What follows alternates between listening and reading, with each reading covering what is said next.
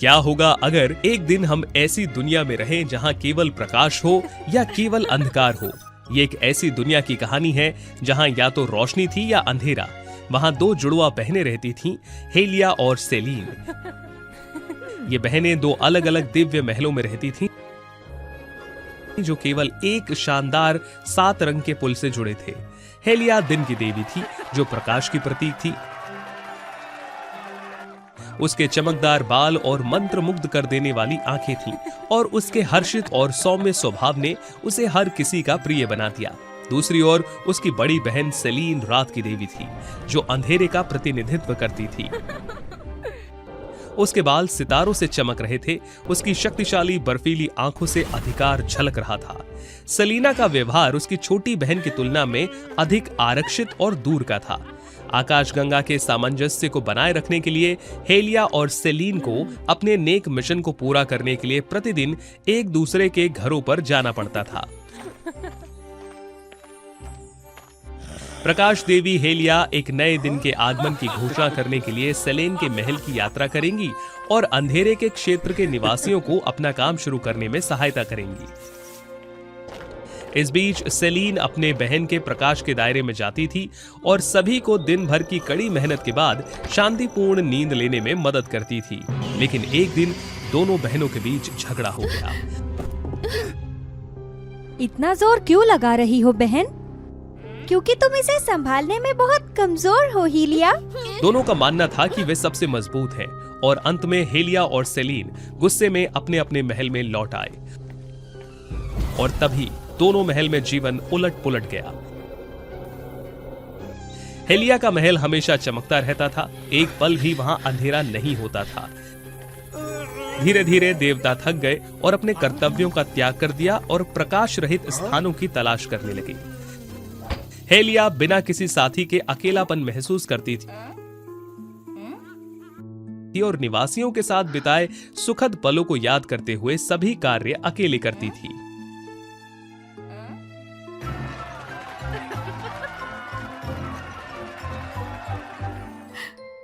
क्या मेरी रोशनी इतनी भयानक है?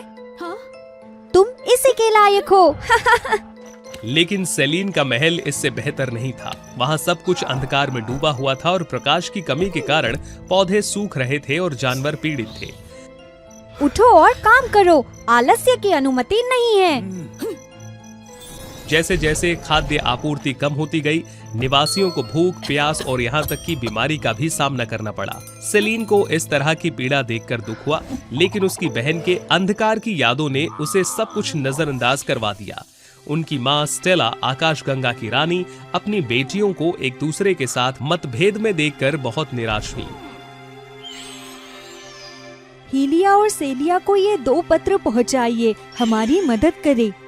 हालांकि राजकुमारियों के निवास के रास्ते में दूत पक्षियों को अंधेरे के अवतार ड्रेवन ने पकड़ लिया था। एक दिन फूलों के बगीचे में टहलते समय हेलिया की नजर एक रहस्यमयी वस्तु पर पड़ी।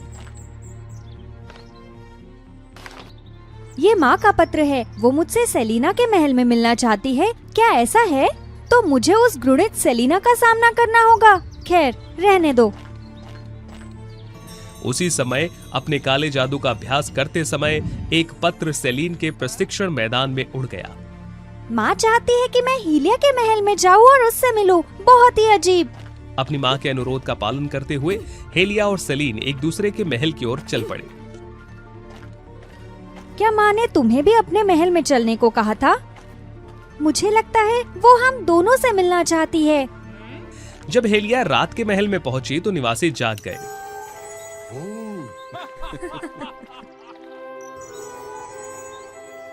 धन्यवाद देवी हेलिया। अद्भुत, हमारे पास फिर से रोशनी है। दूसरों की मदद करना बहुत संतुष्टदायक लगता है। उसी समय जब सेलेन दिन के महल में पहुंची तो निवासी गहरी नींद में सो गए, जिसकी वो प्रतीक्षा कर रहे थे। अपनी प्रजा की शांतिपूर्ण नींद देखकर सेलीन मुस्कुराए बिना नहीं रह सकी। मुझे पहले कभी इतनी खुशी महसूस नहीं हुई। यहाँ झुंझलाहट के अलावा कुछ नहीं होता था। हालांकि हेलिया और सेलिन ने अभी तक एक दूसरे से माफी मांगने के लिए अपनी सारी दुश्मनी पर काबू नहीं पाया था। माँ कहाँ है? मुझे जल्दी माँ से मिलना है। अपनी उलझन में हेलिया और सेलिन को लगा कि उनकी ताकतें कमजोर हो रही हैं। निश्चित रूप से कोई दुष्ट जानता है कि जब हम अपने महल छोड़ देंगे तो हमारी शक्ति कम हो जाएगी। हमें जल्दी से हमारे महलों में वापस जाना चाहिए। केवल उनकी माँ स्टेला के पास ही उस शक्ति का रहस्य था। अतीत में संघर्ष से पहले बहनें जब भी एक दूसरे के घर जाती थीं, तो किसी भी दुर्घटना से बचने के लिए वो हमेशा गहन चर्चा करती थीं। लेकिन किसी तरह ड्रेवन को इस रहस्य का पता चल गया।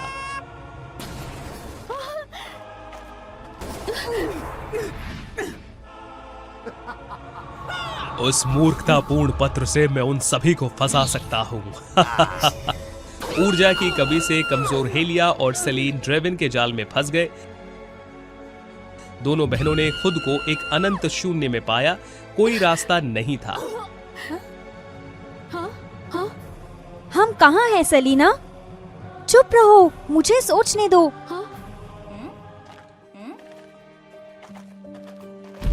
वे चलते रहे बिना ये जाने कि वे कहां जा रहे हैं, जब तक कि जमीन हिल नहीं गई और फटकर लावा की एक विशाल खाई नहीं बन गई। हेलिया गलती से फिसल गई और मलबे के साथ गिर गई। सेलिना, जाने दो। मैं नहीं चाहती कि तुम प्रभावित हो। नहीं, मुझे तुम्हें बचाना ही होगा। हेलिया और सेलिन जाग गईं, खुद को अभी भी शून्य में पाकर बेहद व्याकुल थीं। शुक्र है हम ठीक है। मैं वास्तव में माफी चाहती हूँ। मेरी वजह से ही हमारे झगड़े ने इतना तनाव पैदा किया था। आखिरकार मेरे बच्चे एक दूसरे को समझते हैं। तुम यहाँ क्यों हो? स्टेला, उनकी माँ, प्रकट हुई और दुख के साथ खुलासा किया कि वो ड्रेवन से बहुत प्यार करती थी। उसने अपने सारे राज, यहाँ तक कि अपनी दोनों बेटियों की कमजोरियां भी उसे बता दी। अपने साथ बिताए समय के दौरान ड्रेवन ने गुप्त रूप से अपनी ताकत खत्म कर ली, जब तक कि उसे ये पता नहीं चला कि वो अंधेरे का अवतार था और सिंहासन पर कब्जा करने के लिए उसका उपयोग किया। लेकिन आप दोनों के लिए उसकी चिंताओं के कारण वे एक आखिरी काम करना चाहती है और उन्हें सुलझाने में मदद करना चाहती है। आपको दुखी करने के लिए हमें खेद है माँ।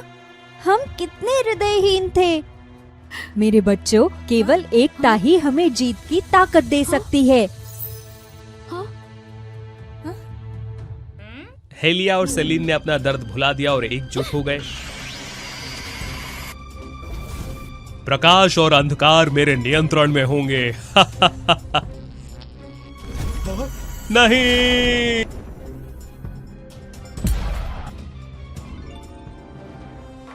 दोनों राज्यों ने खुशी मनाई क्योंकि अंततः उनका डर दूर हो गया। हेलिया और सेलिन अब एक दूसरे से अधिक प्यार करते थे और अब किसी भी चीज के लिए एक दूसरे से ईर्ष्या नहीं करते थे। दोनों राज्य प्राकृतिक व्यवस्था के साथ सद्भाव में रहते थे, तेज रोशनी में जागते थे और हल्की रात में शांतिपूर्ण नींद सो जाते थे। गुलाबी दुनिया उत्सव पसंद करने वाली सुंदर लड़कियों और तेज तरह परिष्कृत लड़कों के लिए बनाया गया एक स्वर्ग था। इस जगह पर हर चीज जीवंत और चमकदार रंगों से भरी हुई थी। हे भगवान, एन, क्या आपका वजन बढ़ गया है? अपनी पतली कमर को देखो। इस जगह में सुंदरता का एक सख्त मानक प्रचलित था। 56 सेंटीमीटर से कम कमर, रेशमी चमकदार बाल, पतला शरीर, ऊंची नाक, तीखी ठुड्डी और दीप्तिमान मुस्कान।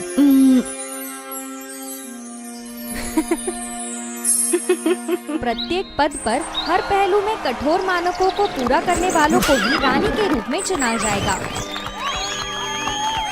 और इस बार ये कोई आश्चर्य की बात नहीं थी कि ये व्यक्ति इंद्रधनुषी बाल भी थी। अपने नाम के अनुरूप वो चमकदार लहराते इंद्रधनुषी बालों की एकमात्र मालकिन थी। इंद्रधनुषी बार्बी एक प्रतिष्ठित शख्सियत, एक बेंचमार्क बन गई, जिसके कारण युवा लड़के उनके पीछे आने लगे।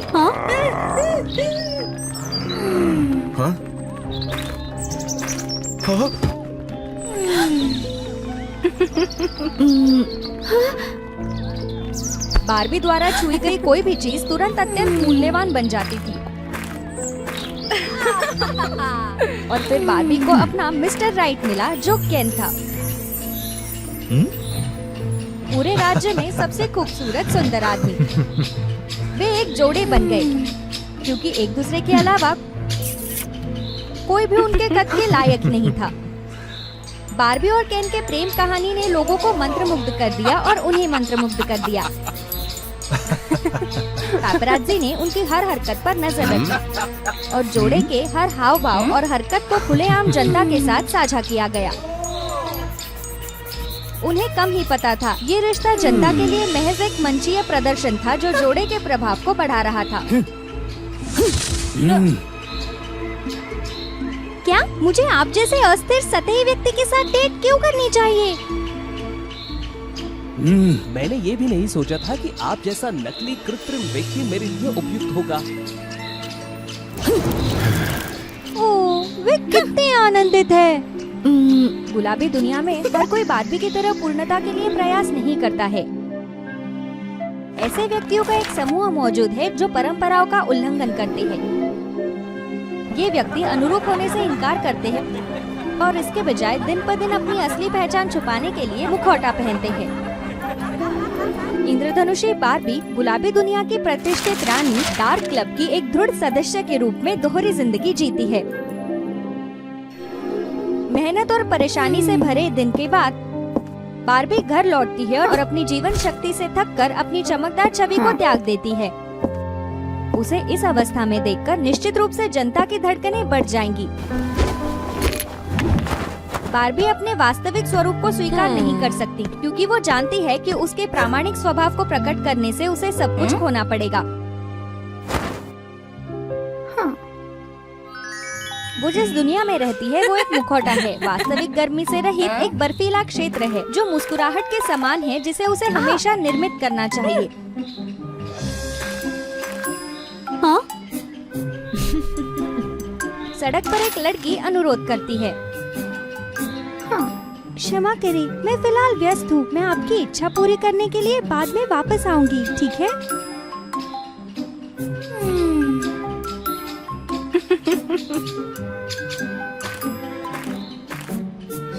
वो खुयात सेलिब्रिटी बीमारी से पीड़ित है।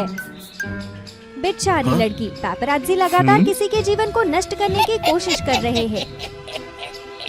बार्बी अपने प्रशंसकों का अनादर करती है जिससे जनमत का तूफान भड़क जाता है। विशेष रूप से गुलाबी दुनिया के निवासी आभासी स्क्रीन के माध्यम से संवाद करते हैं। भयावह भाषा से युक्त टिप्पणियों और आलोचनाओं को पीछे छोड़ते हैं जो उनके बाहरी रूप से मैत्रीपूर्ण और दयालु व्यवहार के बिल्कुल विपरीत है। इन आभासी स्क्रीनों के पीछे छिपी टिप्पणीकारों को नुकसान पहुंचाने वाले शब्दों का प्रयोग करने में सांत्वना मिलती है। इस प्रकार केवल जब चंद्रमा आकाश में चढ़ता है, अपना काला घूंघट पहनता है और आरामदायक फ्लैट जूते पहनता है तो बार्बी वास्तव में अपने वास्तविक स्वरूप को अपनाती है।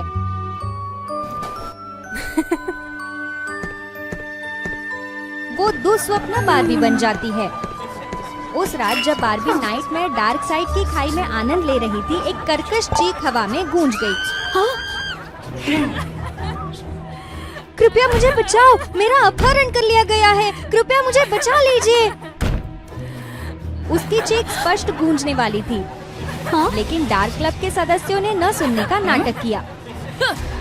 दिन की परेशानियां उनके लिए काफी थी और वे किसी और चीज में नहीं फंसना चाहते थे। इस तरह की अपील को नजरअंदाज करने में असमर्थ बार्बी आखिरकार दरवाजा तोड़कर बाहर चली गई। ठीक उसी समय जब नकाबपोश कैदी उन सुनहरे बालों वाली लड़की को खींचकर ले जा रहा था। अपनी पतली काया के साथ बार्बी हमेशा दिन के दौरान अनजान होने का नाटक करती, लेकिन वास्तव में वो बहुत मजबूत थी। बार्बी की शक्तिशाली किक ने अपहरणकर्ता को चौंका दिया और अपने शिकार को गिराते हुए एक तरफ झुका दिया। हालांकि अपहरणकर्ता कमतर आंका जाने वाला नहीं था। उसने अपना संयम वापस पा लिया और बार्बी को एक बार फिर से पकड़ने के लिए झपटा मारा। आसन्न खतरे का सामना करते हुए भाग्य ने उसका साथ दिया, क्योंकि एक जंगली और भयंकर दिखने वाला युवक प्रकट हुआ जिसने अपहरणकर्ताओं को सबक सिखाया। इतनी जल्दी खुश मत होइए, मैं जल्द ही वापस आऊंगा। बार्बी ने लड़की को जल्दी से घटना की रिपोर्ट करने की सलाह दी।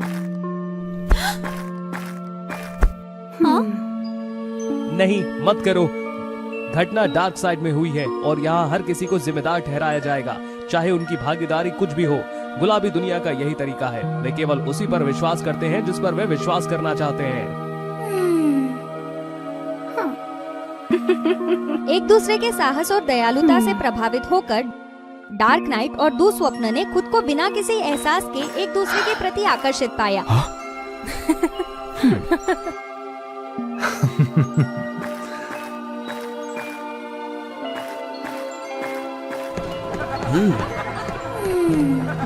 उस समय में वे हर रात अविभाज्य साथी बन गए। हालांकि उनका बंधन इतना मजबूत नहीं था कि वे खुद को बेनकाब कर सके और एक साथ दिन के उजाले में कदम रख सके। जैसे जैसे लड़कियों के अपहरण की संख्या बढ़ती गई, गुलाबी दुनिया की भ्रामक शांति खत्म होने लगी। उन सभी ने प्रसिद्ध होने की सामान्य विशेषता साझा की।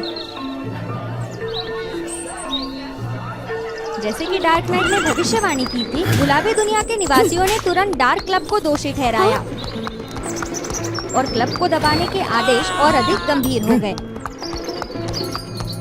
ये एक और दिन था जब बार्बी और केन को अपना सामान्य रोमांटिक डिनर प्रस्तुत करना था। अचानक आसमान से मूसलाधार बारिश शुरू हो गई। भारी बारिश की बूंदें सावधानी से लगाए गए उन रंगों को बहा ले गई जो पहले बार्बी के चेहरे पर शोभा बढ़ाते थे। इससे भी अधिक भयावह वही भाग्य था जो केन के साथ हुआ था। जब उन दोनों को एहसास हुआ कि कुछ गड़बड़ है, तो दोनों पक्षों के प्रतिनिधियों ने तेजी से उन्हें दूर खींच लिया। वे एक शब्द भी बोलने में असमर्थ हो गए। बार्बी चौंक गई, क्योंकि उसे याद आया कि उसके मुखौटे के बिना डार्क क्लब का युवक बिल्कुल केन जैसा दिखता था। अंत में बार्बी खुद को रोक नहीं सकी और उसने केन को एक संदेश भेजा, जिसमें उसे रात 10 बजे सामान्य रूप में मिलने के लिए कहा। यदि वो वास्तव में द डार्क नाइट है, तो केन को निश्चित रूप से पता होगा कि उसे कहाँ आना है। लेकिन जब वे डार्क फेस क्लब में पहुँचे, तो बार्बी का इंतजार एक अराजक भीड़ थी। गुलाबी दुनिया के सैनिक केवल बार्बी के प्रकट होने की प्रतीक्षा कर रहे थे, ताकि वे उसे ले जा सके। ओह, बढ़िया केन। उस रात के बाद बार्बी के साथ हुए घोटाले ने दुनिया को हिला दिया। कोई भी विश्वास नहीं कर सकता था कि केवल एक रात में बार्बी जैसा प्रसिद्ध व्यक्ति अपना सब कुछ खो सकता है और उसे सुधार शिविर में भेजा जा सकता है।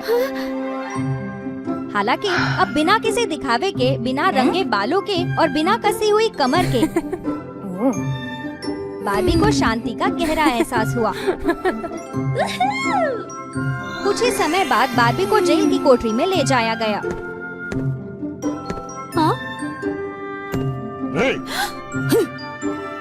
ये तुम क्यों हो? ये मैं क्यों नहीं हो सकता? हम फिर मिलेंगे। क्या मुझे तुम्हें इंद्रधनुष या बुरा सपना कहना चाहिए? इतना मत डरो, मैं केवल बदला लेने में आपकी मदद करना चाहता हूँ। अब सब मिलकर इस क्रूर दुनिया को और तुम्हें समाज के निचले स्तर पर धकेलने वालों को नष्ट कर देंगे। गुलाबी दुनिया को नष्ट करे? कैसे? गुलाबी दुनिया? आप क्या कहते हैं? अब कोई गुलाबी दुनिया नहीं होगी। सब कुछ उलट जाएगा। चमकीले रंग के बाल काले हो जाएंगे। एक सुंदर कमर मोटी कमर हो जाएगी, 80 सेंटीमीटर से ज्यादा। नाजुक और कमजोर व्यक्तियों को हटा दिया जाएगा, बेकार बहुत ज्यादा। हम केवल उन्हीं को रखेंगे जो काफी मजबूत और क्रूर होंगे। अब कोई कपकेक्स नहीं, कोई सज्जन नहीं, और निसंदेह यह स्थान अभी भी आपके नियंत्रण में रहेगा। अंधेरे दुनिया में आपका स्वागत है नाइटमेयर बार्बी। आखिर आप यहाँ कर क्या रहे हैं? हैरान हो गए ना? मैं लड़कियों को इम्परफेक्ट बनाऊंगा ताकि उन्हें अब दबाव नहीं सहना पड़े। बार्बी ने उससे सहमत होने का नाटक किया, लेकिन जैसे ही वो रासायनिक शिशियों के पास पहुंची, उसने एक बड़ी मेज पकड़ ली और शिशियों को जबरदस्ती कुचल दिया, जिससे वे टुकड़े टुकड़े हो गई। तुम्हारी हिम्मत कैसे हुई? अगर आदर्श दुनिया को बदलने का मतलब सभी के पालन के लिए नए मानक स्थापित करना है, तो क्या ये पुरानी व्यवस्था की तरह ही नहीं है? क्रोधित होकर डार्क लॉर्ड ने लड़कियों को एक बार फिर से फंसाने के लिए अपनी कई हूबहू प्रतियां बुलाई। जैसे ही स्थिति उबल रही थी, काले बालों वाला केन, जिन्हें द डार्क नाइट के नाम से भी जाना जाता है, एक बार फिर अपनी प्रिय सुंदरता को बचाने के लिए नायक की भूमिका निभाते हुए सामने आए। आप यहाँ पर क्या कर रहे हैं? क्या तुमने मुझे धोखा नहीं दिया? जिससे मैं प्यार करता हूँ उसकी रक्षा करने के लिए। असल में यहाँ क्या हुआ? उस रात संदेश प्राप्त होने पर केन ने तुरंत अपने प्यार के पास आने के लिए खुद को तैयार किया। हालांकि ऐसा नहीं हो सका, क्योंकि उसके प्रबंधक ने उसे हिरासत में ले लिया और बार्बी के खिलाफ साजिश रची। यहाँ आने से पहले उन्होंने पूरी दुनिया के सामने ऐलान किया था कि वो अपना करियर और शोहरत छोड़कर बार्बी के साथ खड़े हैं। उसके लिए बार्बी के साथ रहना और उसकी रक्षा करना सबसे महत्वपूर्ण बात थी। केन और बार्बी को एहसास हुआ कि क्लोन केवल डार्क लॉर्ड के आदेशों का पालन कर रहे थे। यदि वे उनसे निपटने पर ध्यान केंद्रित करते हैं, तो उनकी संख्या बढ़ जाती है। इसलिए वे उसे धोखा देने के लिए सेना में शामिल हो गए। उसके कमजोर गार्ड का फायदा उठाकर एक पराजित चाल को अंजाम दिया। क्या मैं जो काम करता हूँ वो अच्छे नहीं है? पूर्णता ठीक है, अपूर्णता भी ठीक है। जो बात मायने रखती है वो ये है कि उनके शरीर का निर्णय खुद ही किया जाना चाहिए। डार्क लॉर्ड गायब हो गया और कमरे में फंसी लड़कियों को चारों ओर घूमने वाली हजारों दुर्भावनापूर्वक टिप्पणियों में बदल गया। वे टिप्पणियां उन्हीं लड़कियों द्वारा की गई थी जो बिल्कुल सही दिखती थी, लेकिन गुप्त रूप से अपने असली इरादों को ऑनलाइन छिपा रही थी। उन्हें ये जानकर शर्म महसूस हुई कि आज का परिणाम उनके अपने कार्यों का परिणाम था। उस दिन से गुलाबी दुनिया ही रह गई। लेकिन सब कुछ बदल गया था। लड़कियां और पूरी आबादी अपना जीवन अपने तरीके से जी सकती थी। वे जो चाहे वो बन सकती थी, चाहे वो नाजुक हो या मजबूत, परिष्कृत हो या मांसाहार, जब तक इससे उन्हें खुशी मिलती है। साथ ही उन्होंने सोशल मीडिया का अधिक सकारात्मक तरीके से उपयोग किया। बार्बी और केन के लिए वे अब भूमिका नहीं निभाते हुए एक वास्तविक युगल बन गए। एक बार की बात है, वहाँ एक सुंदर राजकुमारी। नहीं, एक भूत की कहानी में राजकुमारी कैसे हो सकती है? ये एक भूतिया घर था। लेकिन आज की हमारी कहानी उस घर के बारे में नहीं है। ये छोटी नैन्सी के बारे में है। कौन उस प्रेतवादित घर में प्रवेश करेगा और जीवन बदलने वाली घटना का सामना करेगा? उस भूतिया घर को छोड़कर जंगल शांतिपूर्ण था। जब नैन्सी लापता हुई तो उसके माता पिता को कुछ आशंका हुई और उनकी प्रवृत्ति सही थी। प्रेतवादित घर ने नैन्सी को नुकसान पहुंचाने के लिए उसे अंदर बुलाया था। सौभाग्य से उसके माता पिता उसको बचाने के लिए समय पर आ गए। हालांकि मृत्यु के उस अनुभव के बाद नैन्सी का रूप और व्यक्तित्व पूरी तरह से बदल गया। मौत के ब्रश ने नैन्सी को एक भयानक क्षमता प्रदान की। वो भूत देख सकती थी। वर्षों बाद नैन्सी को अभी भी इस शापित उपहार के साथ रहना पड़ा और अनेक मुसीबतों का सामना करना पड़ा। क्या तुम मुझे देख सकती हो, छोटी बच्ची? कुछ हद तक डर से, कुछ हद तक अतीत से परेशान होकर नैन्सी ने हमेशा भूतों को नजरअंदाज किया। इससे भी महत्वपूर्ण बात ये है कि वो ज्यादातर ग्रामीणों के पूर्वाग्रह के कारण उनसे बचती थी। हालांकि गांव वालों को हमेशा से पता था कि नैन्सी का भूतों से संबंध है, इसलिए वो जहाँ भी जाती बेचारी नैन्सी को भगा दिया जाता। केवल उसके माता पिता ही उससे बिना शर्त प्यार करते थे। नैन्सी को उसके माता पिता ने हमेशा प्रोत्साहित किया, जो समझते थे कि उसकी क्षमता एक असाधारण दुर्घटना थी, विशेषकर उसके पिता। क्या वह तुम्हें फिर से चिढ़ा रहे हैं मेरे प्रिय? हाँ, खैर। उन पर ध्यान क्यों दे रही हैं? आप में आत्मविश्वास होना चाहिए, इसी तरह आप खुशी से रह सकती हैं। हाँ, आप संभवतः मेरे जैसे भूत नहीं देख सकते। प्रोत्साहन के बावजूद नैन्सी अभी भी खुद से डरती थी और खुद को इस शापित क्षमता से छुटकारा दिलाना चाहती थी। एक दिन तक नैन्सी की मुलाकात टॉम नाम के एक युवा जादूगर से हुई। टॉम को भूतों द्वारा छेड़ा जाता देखकर नैन्सी ने शुरू से ही उसे अनदेखा करने की योजना बनाई, लेकिन उसकी करुणा ने उसे ऐसा करने से रोक दिया।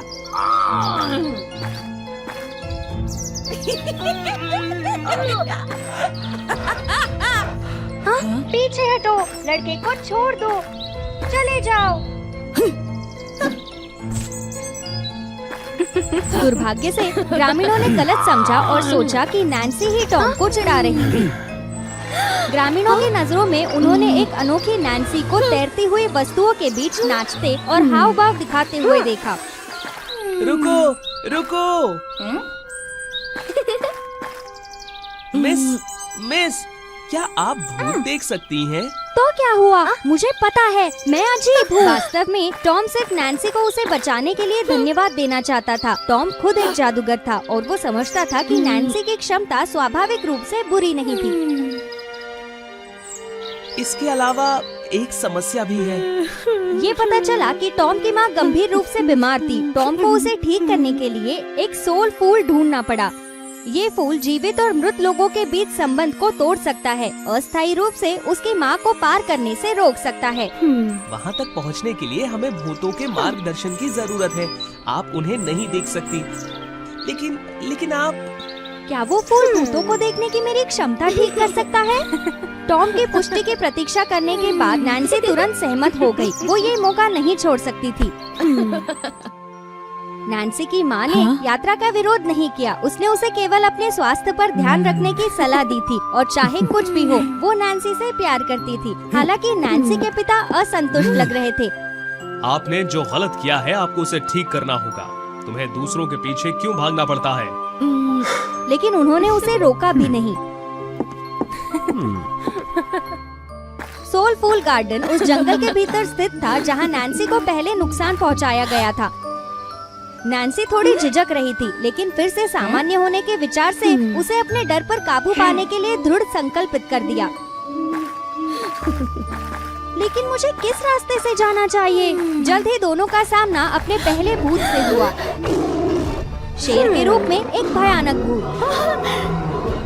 दौड़ो!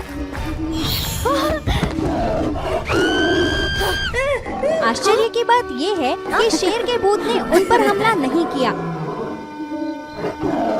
ये दूसरे रास्ते पर जा रहा है। इसके बजाय इसने दोनों बहनों से इसके लिए कुछ करने का आग्रह किया।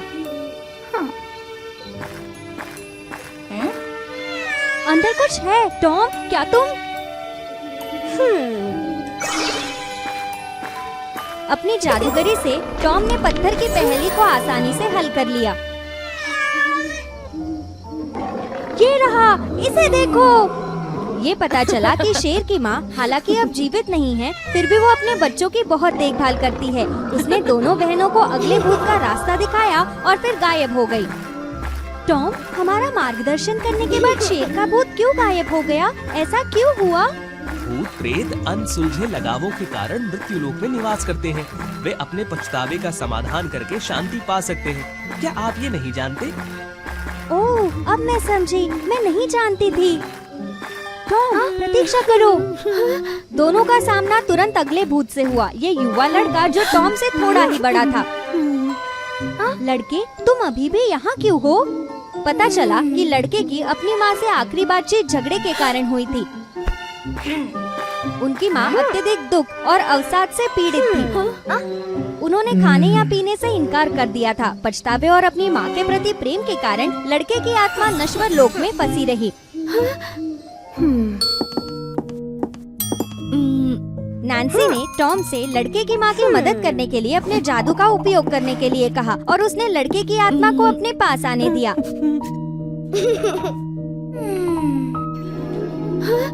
ताकि माँ और बेटे के बीच बातचीत हो सके। उन्हें लगा कि वे हमेशा के लिए खो गए हैं। लड़के की माँ को अपने दुख से थोड़ी राहत मिली और उसने अपने बेटे के खातिर एक खुशहाल जीवन जीने का वादा किया। अपनी माँ के साथ पुनर्मिलन के क्षणों ने लड़के के लंबे समय से चले आ रहे पछतावे को कम कर दिया। उसे बांधने के लिए कुछ भी नहीं बचा था। वे दोनों बहनों को अगले भूत तक ले जाने के बाद शांति से पार हो गया।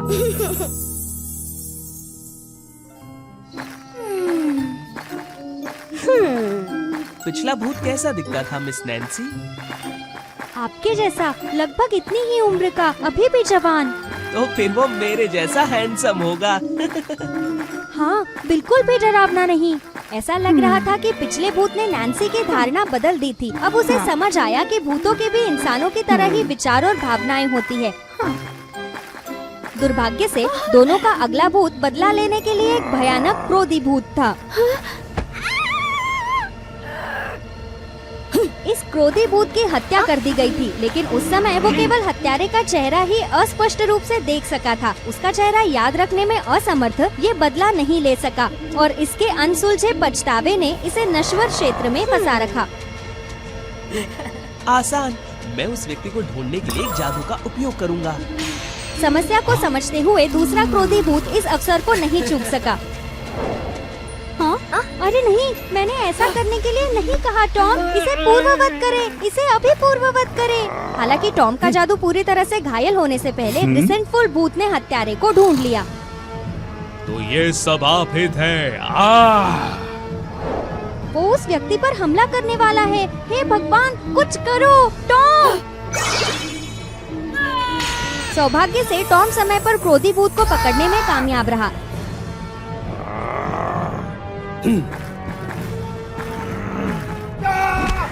मुझे अंदर आने दो, मुझे अंदर आने दो। ये पता चला कि क्रोधी भूत को कहानी का केवल एक ही हिस्सा पता था। अतीत की घटना एक अनजाने में हुई घटना थी और जिस व्यक्ति को हत्यारा समझा गया था उसका कोई अपराध नहीं था। झूठ, तुम झूठ बोल रही हो। लेकिन मनुष्य को अपने ही अनजाने कार्यों के कारण शांति नहीं मिल पाई। इस रिसेंटफुल भूत का एक बेटा था और उस आदमी ने पिता की भूमिका निभाई थी और रिसेंटफुल भूत का पालन पोषण ऐसे किया जैसे कि वो उसका अपना बच्चा हो।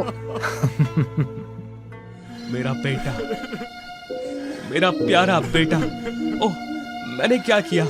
हे भगवान, मेरा बेटा। क्रोधी भूत अपने खुद के पथभ्रष्ट कार्यों के प्रति जागरूक हो गया। उसे अपनी अंधता का एहसास हुआ। अपने बड़े हो चुके बेटे को खुश देखकर अब उसके मन में इतनी भी नफरत नहीं रही कि उसे नश्वर लोक में रखा जा सके। हाँ? वो भयानक भूत कहाँ गायब हो गया मिस नैन्सी? वो चला गया है। वो डराने वाला नहीं है, बस नफरत से भरा है। दोष के लायक से भी अधिक दयनीय है। ऐसा लगता है कि अब नैन्सी को बेचैन आत्माओं की मदद करने में भी खुशी महसूस होती है। वो अब उनसे नहीं डरती थी। सोलफुल गार्डन का रास्ता ज्यादा दूर नहीं था। ये वो गुफा थी जहाँ दोनों बहनों का सामना क्रोधी भूत से हुआ था। लेकिन ऐसा लग रहा था कि अभी भी एक आखिरी चुनौती उनका इंतजार कर रही थी। सोलफुल गार्डन की रखवाली करने वाला एक विशाल दानव था जो भी पास आने की हिम्मत करता था उसे निगलने के लिए तैयार था। एक राक्षस, वहाँ जादू करो, वहाँ टॉम। छूट गया। दूसरे तरीके से, जल्दी करो, हे भगवान।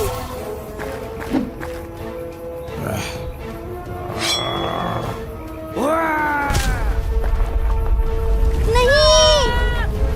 टॉम के जादुई जादू ने उन दोनों को राक्षस के हमले से बचने में मदद की। बस दरकती जमीन को देखकर टॉम ने चतुराई से जान लिया कि राक्षस कहाँ खड़ा है।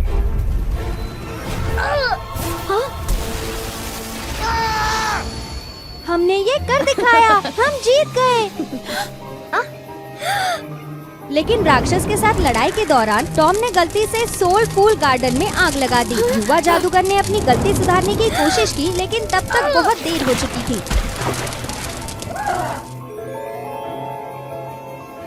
और ये स्पष्ट नहीं था कि ये भाग्यशाली था या दुर्भाग्यशाली। केवल एक फूल रह गया। उस हताश समय में नैन्सी के भीतर स्वार्थ जाग उठा। ये तुम्हारी गलती है, तुमने सब कुछ बर्बाद कर दिया। ये फूल मेरा होना चाहिए। नहीं, ये राक्षस के कारण था, ये जानबूझकर नहीं था। मेरे निर्देशों का पालन न करना आपकी लापरवाही है। ये पूरी तरह से आपकी गलती है। ठगा हुआ महसूस करते हुए, विश्वास खोते हुए, एक पल में टॉम ने नैन्सी पर हमला करने का इरादा किया। लेकिन टॉम समझ गया कि ये उसकी अपनी गलती थी और इसके अलावा उसके दयालु हृदय ने उसे ऐसा करने से अनुमति नहीं दी। तुम आगे बढ़ो। अपराध बोध उत्पन्न हुआ, लेकिन नैन्सी के मन में स्वार्थ हावी हो गया। नैन्सी इसकी उम्मीद नहीं कर सकती थी। उसके पिता पूरे समय फूल के सामने चुपचाप खड़े रहे, मानो कहीं से आ रहे हो। नहीं नहीं, पिताजी यहाँ क्यों है? वे संभवतः यहाँ नहीं हो सकते। टॉम को कुछ समझ नहीं आया। वो नैन्सी के पिता को नहीं देख सका। नैन्सी के पिता दरअसल अब इस दुनिया में नहीं है। नैन्सी को दुख हुआ। बेशक वो इस सच्चाई को स्वीकार नहीं कर पा रही थी कि उसके पिता चले गए। इस प्रकार नैन्सी की नजर में वो हमेशा खुद को ये भ्रम में रखती थी कि उसके पिता अभी भी जीवित है। नैन्सी ने जो छुपाया हुआ सच सामने ला दिया है और मेरे जैसे कहानीकार अब आपको धोखा नहीं दे सकती। नहीं नहीं, पिताजी यहाँ क्यों है? वे संभवतः यहाँ नहीं हो सकते। क्या यही तुम्हारा इरादा है नैन्सी? क्यों नहीं? आप मुझे नहीं समझते पिताजी। क्या आप उस लड़के को उसकी माँ को खोने की योजना बना रहे हैं? ठीक वैसे ही जैसे तुमने मुझे खो दिया। लेकिन ये शक्ति, क्या ये अद्भुत नहीं है जब आप अन्य आत्माओं की मदद करते हैं? ऐसा लग रहा था कि अब नैन्सी को भूतों की मदद करने में खुशी का एहसास हुआ। भूतों का जो भी डर उसके मन में रहता था, अब उसकी जगह सहानुभूति ने ले ली है। और टॉम के लिए भी नैन्सी किसी और की तुलना में प्रियजनों को खोने का दर्द समझती है।